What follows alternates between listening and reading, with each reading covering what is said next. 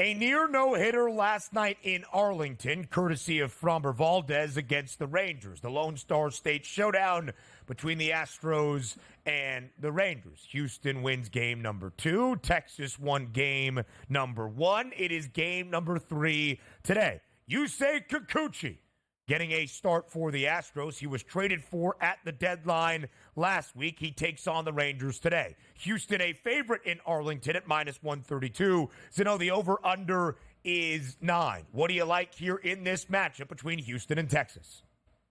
I know that Houston gave up a lot to get him, but give me a little rock and roll Kikuchi coup here to get another win here. I like him in the first 5 on the money line here. Why? Mostly because Texas is starting Jose Urena, who is not a major league starter anymore. If you look at some of the numbers he's had, particularly his numbers at home, they've all come out of the bullpen. As a starter this year, he's been ineffective. When you ask him to go 2 and 3 innings for the most part in a non-relief role, he has been less than stellar, to say the least here. I know the Houston bats don't hit all that much on the road, but guess what? The Texas bats don't hit anywhere on planet Earth in 2024. So give me Kikuchi here and the Astros first 5 money line at a very manageable number. Let's keep it down in the South here. Milwaukee and Atlanta. Chris Sale's going to take the mound to match up against Freddy Peralta. And I guess Chris Sale would have to go 9 innings, no hit baseball, no run baseball to give the Atlanta bats a chance to try to catch up. They've been dormant at the plate. So the question today is a minus 164 favorite for Atlanta. Does that hold up against Milwaukee? Because quite frankly, it's hard to bet baseball teams that just can't score runs right now, Mark. Yeah, the Braves are the team. The Braves are the girl that says she's going to call you back but never actually calls. Right? Like, I mean, that's every time all you been think there, that huh? yeah, we've all been there. You know, and so I'll call you tomorrow. And the next thing you know, just nothing, zero, bagel, nothing happens. And the Braves have been doing that to us all season long. But Chris Sale, all season long, has been absolutely outstanding. Look, he's gone 8 consecutive starts with 2 runs or less allowed, 14 of his last 15 starts dating back to the end of April with 2 runs or less allowed by Chris Sale. So he's going to have to be that stellar against the Milwaukee team, guys, that is bottom 6 in batting average, OPS, and WRC plus on the road against left-handers. The Brewers stink against lefties on the road here. Give me the Braves, first 5, minus a half run. Their bats don't have to do much, theoretically, against Freddy Peralta. But if they push across 2 or 3 here in the first 5, maybe get a ball to leave the ballpark, that should be enough for Chris Sale to hold it down through the first 5 innings.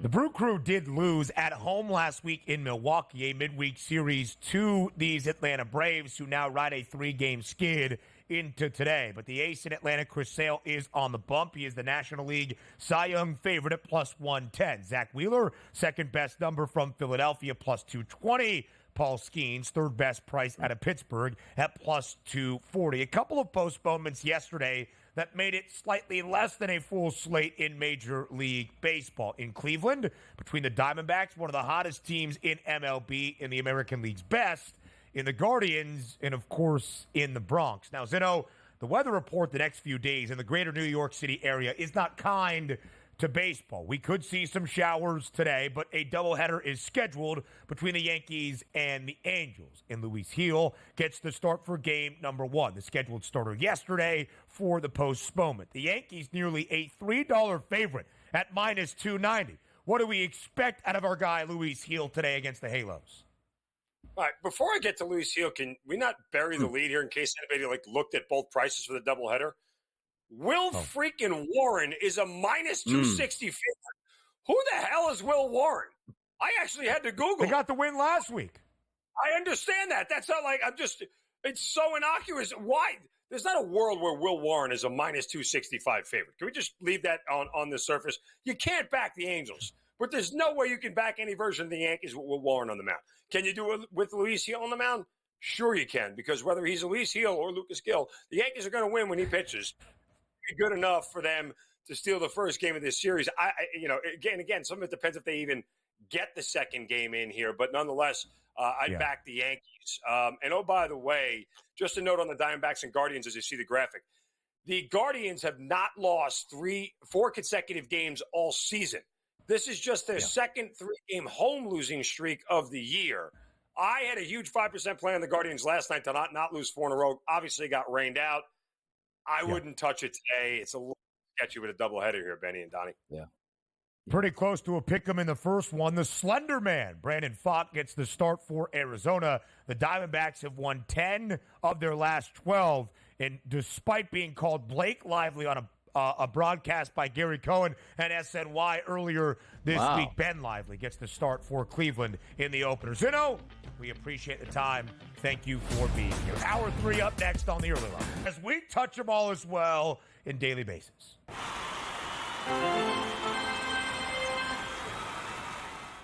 A celebratory experience last night for the Chicago White Sox, snapping a 21-game losing skid with a 5-1 victory against Oakland yesterday in Oakland. So the 21-game losing streak, Craig, it matched the longest in MLB history since 1988. It tied the longest in American League history alongside the Baltimore Orioles that lost the first 21 games of their 1988 season came to a close. Yippee!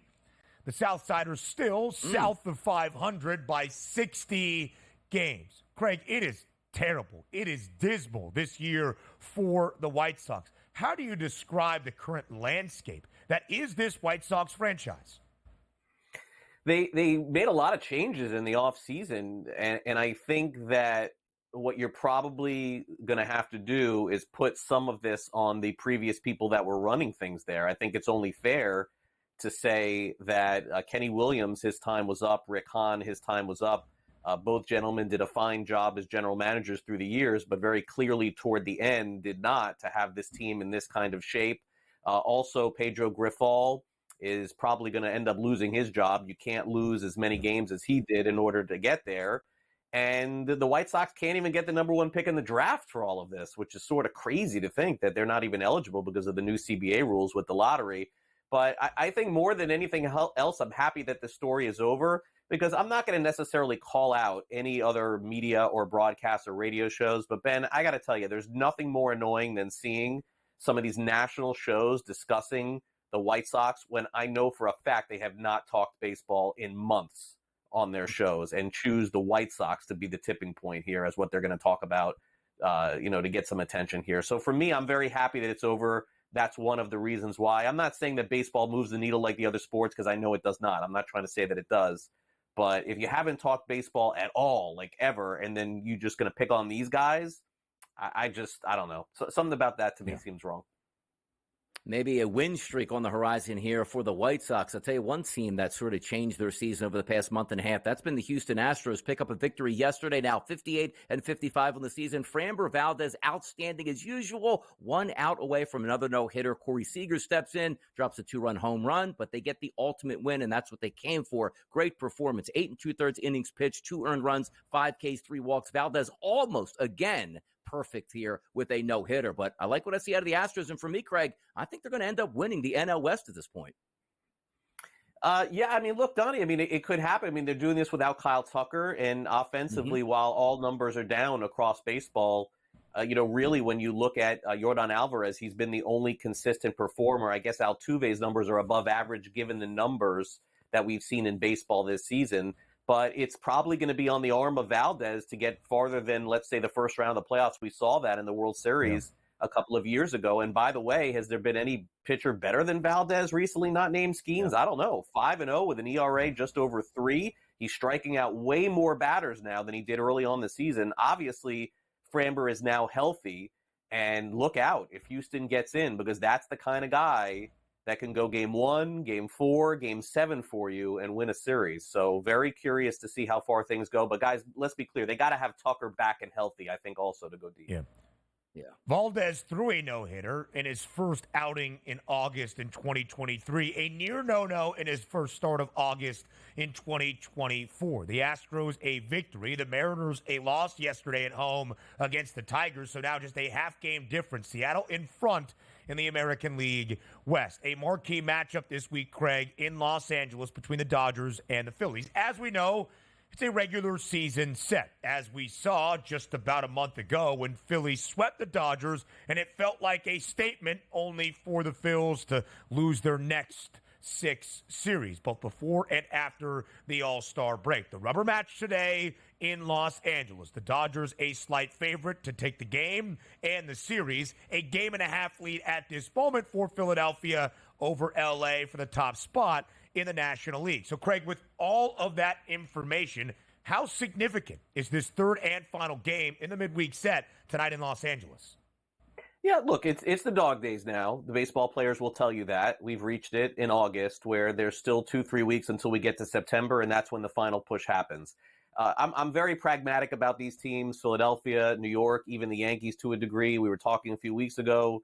Everyone was just saying the Yankees are done. They're done. All of a sudden, they make a trade, then they roll off several wins in a row. At some point, the Phillies are going to start winning again. Dodgers are going to push toward 100 wins. Every team is going to have these streaks. What you don't want to do is see it happen for more than a month or 2 months. But guys, out of every 5 or 6 month season, every month can't be a 700 winning percentage. It was not going to happen for the Phillies. It was never going to happen for the Dodgers. And so it really is all that matters, guys. Talk to me second week in September. Who's hot? Who's pushing toward the postseason? Who was it last year? The Texas Rangers. What did they do? They got to the World Series. So I think the same could be said for all of these teams as we head toward October. 1.5 game difference between the Phils and the Dodgers atop the National League. Only a half game separates the Red Sox and the Royals for the third and final American League wildcard spot. Craig, 30 seconds left. KC a -142 home moneyline favorite today. How important is it for KC to snap their 2-game skid against Boston? Got to get out of the way of the Red Sox right now. They're playing really good baseball, so little temptation here, I would say, on the side of Boston. 10 games over, 11 games over. Boston has a real good shot to get in if they can keep it going. So slight lean toward Boston today.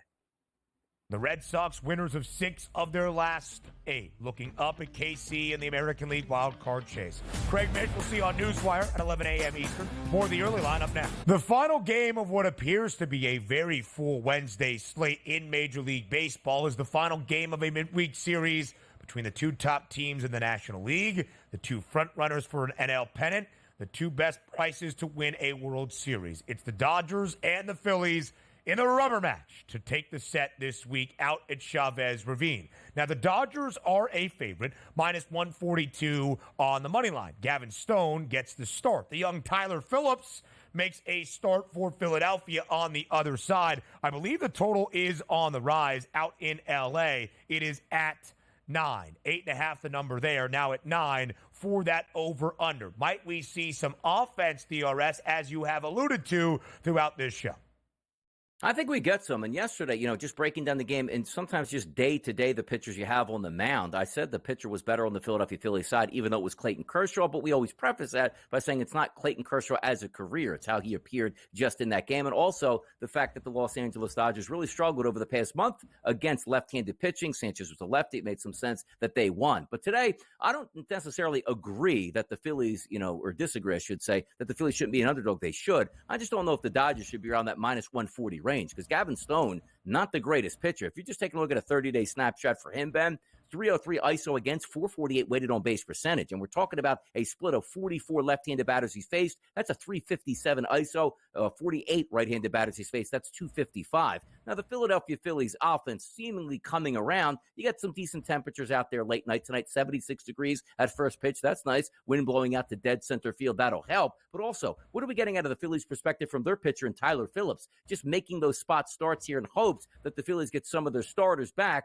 like, Ranger Suarez back from the DL, Taijuan Walker, who are close to returning. He's got to make another start. His 56 batters he's faced from the right side here, Ben, a 358 ISO and a 426 weighted on base percentage. So Teoscar Hernandez went yard last night. Maybe a good opportunity for him once again tonight. Also, Kike Hernandez. Now, you do have a couple left-handed batters that always do damage. That's Shohei Ohtani's got really good numbers against right-handed pitching, and also Gavin Lux. But I'm more focusing here my efforts on Phillips really being damaged from the right side. Case in point, we agree. 8.5 to 9s makes some sense. I would not be surprised waking up tomorrow morning seeing this game have a double-digit number in front of it. 2 talented offenses, 2 questionable pitchers.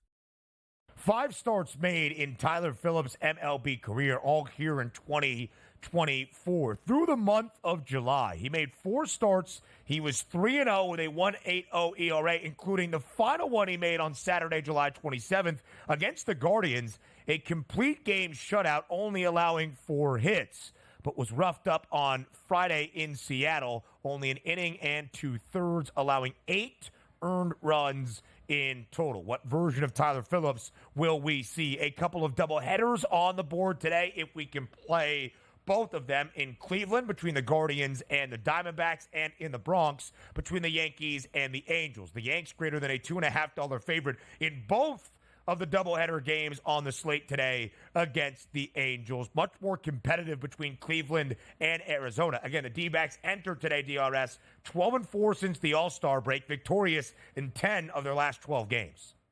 Yeah, by the way, the doubleheaders to me, and it might sound odd to say, they put the better team at a disadvantage. Why? You got 2 games against a bad baseball team. You should beat them both games. We know how that works out. You take a look at Arizona and Cleveland. They have a doubleheader today. If you told them up front, hey, you guys are going to split, hey, you know what? That's probably what was going to happen anyway over the next day or two if we were playing those baseball games. But the Yankees being such heavy favorites and playing a doubleheader anticipated today, like, you can't ever expect the sweep here. It's hard to do that. You might have to use your closer in game number 1. You can't use him in game number 2. Maybe one of your players gets a little bit banged up. You can't play from game 1 to game 2, and you just don't want to put your superstars out there for 18 innings of baseball, so therefore you don't have that full gas opportunity. So I think the Yankees are at a slight disadvantage. Should they sweep? Technically, they're the better team, but how many times does that play out here? It's a 1-1 just about every single time. It feels the way doubleheaders end up working that way, but it's tough scene for the Yankees. They don't have any excuses. They should have handled in game number 1, and it's just a matter of can they hold on for game number 2. Listen, there's more rain expected here in the greater New York City area over today, tomorrow, even beyond that into the weekend. But if Donnie is correct, right, just the average margin, the law of mean or whatever we want to call it, and this is a doubleheader split, you're going to have some profitability on the Angels. Will Warren gets the start in the second game, as Zeno mentioned, minus 240 right now in favor of the Pinstripes. He got the start last week for Garrett Cole, who was dealing with body fatigue. Warren got the win for the Yankees. But if they do split and they're a stronger favorite in game number 1, plus 198 is the number on the Halos. That's if the game tonight is going to be played, because Luis Gil and the Yankees minus 300 in the opener of the doubleheader today. Last 4 starts for Gil, 1 earned, 1 earned, 1 earned, 3 earned runs given up so far this year, 11-5 with a 3.20 ERA. By the way, Colton Cowser for the Baltimore Orioles, now an odds-on favorite at minus 155 to win the American League Rookie of the Year award. Luis Gil, second best price. Chris Sale is the favorite to win the National League Cy Young Award at a plus 110 number. He gets the start today in Atlanta for the Braves, who are a minus 164 home money line favorite. 2 straight goose eggs out of Atlanta at home in their last 2 games. They're trying to get some offense today against Milwaukee. Doesn't happen. Yeah, I don't know if they can, because, again, sometimes you just have to ride those streaks, right? When the Phillies aren't playing great baseball, still a good pitcher, still a good lineup. Sometimes you have to take it with a grain of salt and say, I don't really want to bet them until they get it back together. A couple good performances from the Phillies at the plate. You feel much better tonight, even if it's Phillips on the mound. The reason I'm bringing that up is you have Chris Sale, and you don't want to waste it. Like, hey, Chris Sale, I'm going to go and give you 7 innings pitched and 1 earned run and be losing when I leave the game. That's supposed to be an easy victory here. So what are we looking for? Law of averages, I'd like to say. Well, you can't go 3 straight games with a shutout. That's not a lot of, hey, look, I'm really looking forward to bet the Atlanta Braves, and sooner than later they should bounce back. If we are looking at the numbers itself, the one thing I will say, if we're looking from an Atlanta batting side, you know, Austin Riley, Marcell Ozuna, Olson, Arcia, and Whit Merrifield all have decent numbers against right-handed pitching. And Freddy Peralta, who is a quality pitcher, not as good right now as he was to start the season. Because if we're taking a look at the last 30 days, ISO against 224, weighted on base percentage against 342. You should be able to hit. So theoretically, yes, maybe the best pitcher in baseball, particularly in the National League, is on the mound today at home. You should be able to lean on that. But once again, it's not as if it's like, hey, every night we're getting 5+ runs at Atlanta. This should be an easy one. It's one where you ride it out and say, boy, I wish we were up more than 1 run after 7 innings and Sale leaves the game. That's what you're left with. No confidence for me right now in betting the Atlanta Braves. They just haven't shown up in the plate the last 2 days, and I can't back them today, even if Chris Sale's on the mound. Yesterday's total was 9.5. Milwaukee scored 10 runs. Atlanta did not score a single run. Again, the Braves, the only team in MLB with an under percentage of 60% or more. It's just what they have done all year long, even with those struggles today. Some day baseball in Chicago, the rubber match between the Cubbies and the Twins. Minnesota won game one. The Cubs respond yesterday. Isak Paredes, the new acquisition from Tampa Bay, 3 RBIs yesterday for the Cubs. The Twins, a road favorite today, though, minus 136. What do you like inside the friendly confines? Yeah, we were seeing sixes out there in some outlets with 2 good pitchers on the mound, but always the joke is, like, unless it's 30 miles an hour blowing in, you can't really say it's going to be worth a few runs, like 2 to 3 runs. And yesterday, they went over the total. Now today, similar conditions, Ben. 77 degrees at first pitch, 12-mile-an-hour winds blowing in. But you do have Ryan, who I believe is the better pitcher today over Assad. If you look at Assad's last 60 days in Major League Baseball, he's got a 113 xFIP minus, which is slightly elevated. Has a decent ERA, 3.19, but those future metrics that we like to see, a 4.59 xFIP number and a 4.65 CR number, tells me the better team and the better pitcher on the mound will be from Minnesota side. I'll go Minnesota today in this game. The Twins very much in wild card positioning, second best record in that wild card race, only behind the Yanks. Actually, now it might be the Orioles as the O's lost yesterday. Yeah, Baltimore a half game behind the Yankees in the American League East. So Baltimore now the top American League wild card team. We'll talk more about that AL wild card chase and other games on the docket on this Wednesday in MLB. More breakdowns from Donnie Rightside up next. A near no-hitter last night in Arlington. So what a series it has been already between the Rangers and the Astros. Texas taking game one in extra innings. Josh Smith hitting a walk-off 2-run home run. Last night, Framber Valdez had a near no-hitter down to his final out. Corey Seager hit a 2-run shot over the wall, but Houston still victorious 4-2. The rubber match today in Arlington, where You Say Kikuchi makes his second start in an Astros uniform. Houston won his first start over the weekend after being acquired at deadline from the Toronto Blue Jays. Minus 132, the number in favor of the Stros on the road in Arlington, total of 9. What's the play today in the in-state showdown? Yeah, see it creeping up, I guess, and rightfully so with Houston at that minus 120 price, elevated now to the minus 130s. It feels a little bit like yesterday, sort of a disrespectful line. Now, not as important because Valdez clearly was the better pitcher on the mound. I still do think Kikuchi is the better pitcher today than Jose Urena. You take a look at Urena on the season, he actually has some pretty decent numbers, but over the past month, he's fallen off a bit. His last 66 batters, a 237 ISO against and a weighted on base percentage of 426. You got some good bats in that lineup that should be able to take care of business. But here's the issue that you might have. I do like You Say Kikuchi. He's been dominant as a left-handed pitcher against left-handed batters all season long, particularly in the past 30 days. But against righties, he's more average here. So you're going to get a lineup with a lot of right-handed batters going against Kikuchi, and he is on the road. That should be a little bit of a test. But for me, again, I'm just going to roll with the Astros. I just think they're a better overall team than the Texas Rangers. They won yesterday, and I think they win again today. Yeah, I would look at that way as well. You say Kikuchi was given up, or they gave up a lot to get Kikuchi to be a part of this embattled and injured starting rotation for Houston all year. Framber Valdez has been great. The Astros need more of it. They're a half game back of Seattle at this moment for the top spot in the American League West. And let's be frank, if any of those three teams, the Mariners, Astros, and Rangers, are going to get to the postseason, it probably comes from a divisional title. The Rangers have lost 8 of their last 11. Even with the win yesterday, the Houston Astros have dropped 6 of their last 9. We'll get to Seattle in just a moment. Kansas City inside Kauffman Stadium. The Royals looking to avoid a sweep over the Red Sox and looking to avoid a flip-flop in the American League wildcard standings. Boston right now a half game behind KC for that third and final AL wildcard spot.